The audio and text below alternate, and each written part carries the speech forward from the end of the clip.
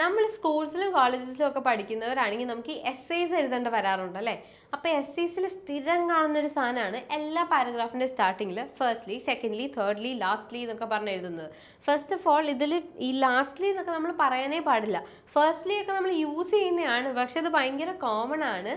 അത് ഒത്തിരി യൂസ് ആയിട്ടുള്ള ഒരു കാര്യമാണ്. അപ്പം നമുക്ക് അതിനെ വേണമെങ്കിൽ മാറ്റി യൂസ് ചെയ്യാൻ പറ്റും. അപ്പം ഫസ്റ്റ്ലി എഴുതുന്നതിന് പകരം ടു ബിഗിൻ വിത്ത് എന്ന് പറയാം. നമ്മൾ ആദ്യത്തെ പോയിന്റ് സ്റ്റാർട്ട് ചെയ്യുന്നു എന്നുള്ള പോലെ ടു ബിഗിൻ വിത്ത് എന്ന് പറയാം.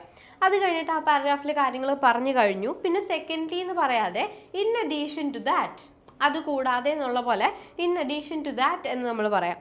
പിന്നെ തേർഡ്ലി എന്ന് പറയാതെ വേറൊരു വാക്ക് യൂസ് ചെയ്യാം അടുത്ത പാരഗ്രാഫിൽ, ഫർദർ മോർ. അടുത്ത പോയിന്റ് പറയാൻ വേണ്ടി ഫർദർ മോർ എന്ന് യൂസ് ചെയ്യുക. ലാസ്റ്റ്ലി എന്ന് പറയരുത്, ഇൻ കൺക്ലൂഷൻ.